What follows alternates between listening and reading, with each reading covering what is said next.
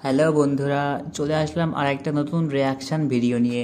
বন্ধুরা, আজকে আমরা দেখতে চলেছি যে নিজেকে আল্লাহ মনে করার পরিণতি কতটা ভয়ঙ্কর হতে পারে সেই বিষয়ে। তো চলুন দেরি না করে ভিডিওটি শুরু করা যাক। ইতিহাসে এমন অনেক ব্যক্তি রয়েছে যারা আল্লাহকে চ্যালেঞ্জ করেছিল। এর মধ্যে রয়েছে ফেরাউন এবং নমরুদ। এরা এতটাই গাফেল হয়ে গিয়েছিল যে এরা আল্লাহকে চ্যালেঞ্জ করে বসেছিল। ফেরাউন এতটাই অবাধ্য হয়ে গিয়েছিল যে ফেরাউন মানুষকে বলেছিল সেই হচ্ছে ঈশ্বর, এবং ফেরাউন বনি ইসরায়েলদের এত পরিমাণে অত্যাচার করত যা পৃথিবীর অন্য কোনো শাসক করেছিল না। যারা ইসলাম ধর্ম গ্রহণ করেছিল তাদেরকে খুঁজে খুঁজে মেরেছিল ফেরাউন। আল্লাহর সাথে যারা চ্যালেঞ্জ করেছিল তাদের কি অবস্থা হয়েছে তা আপনারা অনেকে গল্পে শুনেছেন, কিন্তু আজকের এই ভিডিওটি আপনারা সম্পূর্ণ দেখলে বুঝতে পারবেন যে আল্লাহর সাথে যারা চ্যালেঞ্জ করেছিল তাদের সাথে আল্লাহ সুবহানাহু ওয়া তাআলা কি করেছে। প্রথমে ফেরাউনকে দিয়ে শুরু করা যাক। যেমনটা জানেন, ইতিহাসের সবথেকে খারাপ শাসকের মধ্যে একজন হচ্ছে ফেরাউন। ফেরাউন যখন জানতে পারলো যে মুসা আলাইহিস সালাম বনি ইসরায়েলদের সাথে নিয়ে পালিয়ে যাচ্ছে, তখন ফেরাউন এবং তার দলবল মুসা আলাইহিস সালাম এবং বনি ইসরায়েলের পিছু করতে থাকে।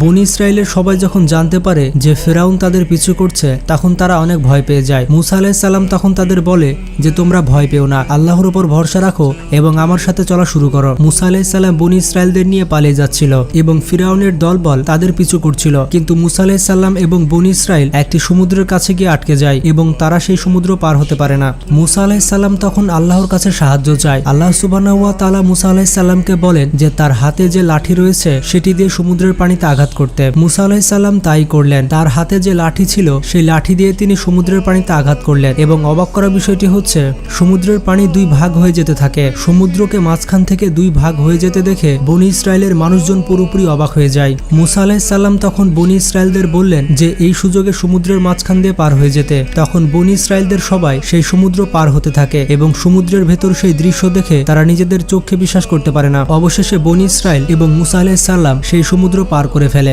ফেরাউন এবং তার দলবল যখন সমুদ্রের ধারে আসে, তখন ফেরাউন দেখতে পায় যে সমুদ্রের মাঝে রাস্তা তৈরি করা আছে। এটা দেখে ফেরাউন অবাক হয়ে যায়। তখন ফেরাউন বলতে থাকে, মুসা এবং তার রব খুবই বোকা, আমাদের জন্য রাস্তা তৈরি করে দিয়ে গেছে। তো ফেরাউন এবং তার দলবল যখন সমুদ্রের মাঝখান দিয়ে যেতে থাকে, তখন তারা প্রায় অর্ধেক চলে গিয়েছিল। এরপর আল্লাহ সুবহানাহু ওয়া তাআলা সমুদ্রকে আদেশ দিলেন তাকে এক হয়ে যেতে। আসলে এটি আল্লাহর একটি ফাঁদ ছিল। ফেরাউনের দলবল সমুদ্রের মাঝখান দিয়ে খুব দ্রুত গতিতে পার হতে থাকে। তারা যখন দেখতে পেল সমুদ্রের পানি এক হতে যাচ্ছে, তখন তারা ভয় পেয়ে গেল এবং অনেক দ্রুত সমুদ্র পার হতে চাচ্ছিল। ফেরাউনের দলবল সমুদ্র পার হতে পারল না। আল্লাহর গজব তাদের উপরে পড়ল এবং সমুদ্রের পানি এক হয়ে গেল। সমুদ্রের বিশাল বড় ঢেউ তাদের উপর এমনভাবে আছড়ে পড়ল যে তাদের শরীরগুলো টুকরো টুকরো হয়ে গিয়েছিল। ফেরাউন এবং তার দলবল সবাই পানিতে তুলে যাচ্ছিল। ফেরাউন যখন বুঝতে পারল সে আর বাঁচবে না, তখন ফেরাউন হাত ছেড়ে বলল যে আমি আল্লাহর উপর ঈমান আনছি এবং বনি ইসরায়েল যাকে মনে প্রাণে বিশ্বাস করে আমিও তাকে বিশ্বাস করছি। কিন্তু আল্লাহ তখন ফেরাউনকে বলে যে তোমার সময় শেষ হয়ে গিয়েছে, শেষ মুহূর্তে ঈমান আনলে এটা কখনো মেনে নেওয়া হবে না। আল্লাহ তখন ফেরাউনকে আরো বলে যে তুমি আমার সাথে চ্যালেঞ্জ করেছো, তাই তোমার যে পরিণতি হয়েছে তা আমি ভবিষ্যৎ প্রজন্মকে দেখাতে চাই।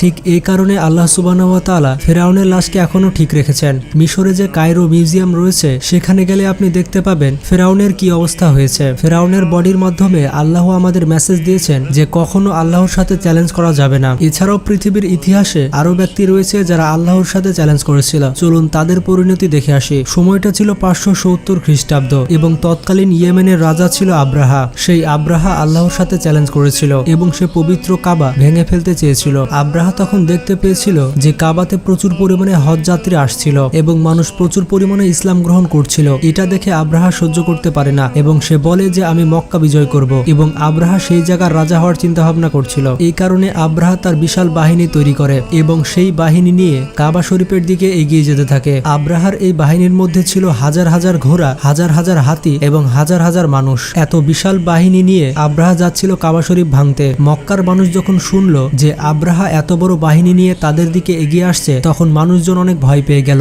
এবং তারা তাদের জিনিসপত্র নিয়ে মক্কা ছেড়ে চলে যাচ্ছিল। কিছুক্ষণ পরে দেখা গেল মক্কা শহর পুরোপুরি ফাঁকা হয়ে গিয়েছে। মক্কা শহরে তখন কেউ ছিল না, শুধুমাত্র একজন ব্যক্তি ছিল এবং তিনি হচ্ছেন আব্দুল মুত্তালিব। তাকে আমরা সকলে চিনি। তিনি হচ্ছেন রাসূল সাল্লাল্লাহু আলাইহি সাল্লামের দাদা। তিনি একাই মক্কাতে থাকেন কাবা শরীফকে রক্ষা করার জন্য। তিনি আল্লাহর আল্লাহর কাছে দোয়া করতে থাকেন এবং আল্লাহকে বলেন যে তার এই ঘরকে বাঁচাতে। আব্দুল মুত্তালিব যখন কাবা ধরে বসেছিলেন তখন তিনি দেখতে পেলেন আল্লাহ তার ঘর কাবাকে রক্ষা করার জন্য তার বাহিনী পাঠিয়েছে। তিনি আকাশে তাকিয়ে দেখলেন যে লক্ষ লক্ষ আবাবিল পাখি পুরো মক্কা শহরকে ঘিরে নিয়েছে। এই লক্ষ লক্ষ ছোট ছোট পাখি কাবার চারপাশে ঘুরতে থাকে। এদিকে আব্রাহার বাহিনী মক্কা শহরের কাছে চলে এসেছিল এবং যখনই আব্রাহার বাহিনী মক্কার গেটের কাছে আসে তখনই সেই বাহিনীর পশু পাখি থেমে যায়। প্রাণীগুলো যখন জানতে পারলো যে তারা কি করতে যাচ্ছে তখন তারা আর সামনের দিকে যাচ্ছিল না। সেই বাহিনীর অনেক মানুষজন হাতি এবং ঘোড়াকে ঠেলতে থাকে সামনের দিকে নিয়ে যাওয়ার জন্য, কিন্তু তারা এক পাও সামনের দিকে এগোয় না। এমনকি তারা হাতিগুলোকে দড়ি বেঁধে সামনের দিকে নিয়ে যাচ্ছিল, কিন্তু হাতি কোনোভাবেই সামনের দিকে যাচ্ছিল না। এক পর্যায়ে আব্রাহা যে হাতির উপরে বসেছিল সেই হাতিটি আব্রাহাকে ধাক্কা মেরে ফেলে দেয় এবং সেই হাতিটি আব্রাহাকে প্রায় মেরেই ফেলছিল, কিন্তু আব্রাহা বেঁচে যায়। হাতি এবং ঘোড়াগুলো এতটাই ক্ষেপে গিয়েছিল যে তারা সবাই পালাচ্ছিল এবং হাতিদের রাস্তাতে যে বাধা হয়ে দাঁড়াচ্ছিল হাতিগুলো সবাইকে পিষে ফেলছিল। আব্রাহার সেই বাহিনী মক্কার ভেতরে ঢুকতেই পারেনি, তারা সবাই মক্কা শহরের বাইরে ছিল এবং তখনই সেই আবাবিল পাখিগুলো তাদেরকে পুরো ঘিরে নিয়েছিল। এতগুলো পাখিকে উপরে উঠতে দেখে সেই বাহিনীর ঘোড়াগুলো অনেক ভয় পেয়ে যায় এবং ঘোড়াগুলো এদিক ওদিকে ছুটতে থাকে। ঘোড়াগুলোর ওপরে যে ব্যক্তিগুলো বসেছিল তাদের সবাইকে ঘোড়াগুলো ফেলে দেয় এবং অবশেষে সেই বাহিনীতে যত ঘোড়া এবং হাতি ছিল তারা সবাই পালিয়ে যায়। এরপর দেখা যায় সেই আবাবিল পাখিগুলো তাদের মুখে এবং পায়ে পাথর নিয়ে এসেছে। সেই লক্ষ লক্ষ ছোট ছোট পাখিগুলো ওই পাথরগুলো উপর থেকে ফেলতে থাকে এবং সেগুলো আব্রাহার বাহিনীর ওপরে আগুনের গোলা হয়ে পড়তে থাকে। এই পাথরগুলো যখন আব্রাহার বাহিনীর ওপরে পড়তে থাকে তখন তারা এক একজন জ্বলে পুড়ে শেষ হয়ে যায়। পাথরগুলো যেখানে পড়ছিল সেখানে পুরো গর্ত হয়ে যাচ্ছিল। কিছুক্ষণ পরে দেখা গেল আব্রাহার বাহিনীর একজনও বেঁচে ছিল না, তারা সবাই মাটির সাথে মিশে গিয়েছিল। আব্রাহার বাহিনীর অবস্থা এতটাই খারাপ হয়ে গিয়েছিল যে তাদের দিকে তাকানোই যাচ্ছিল না।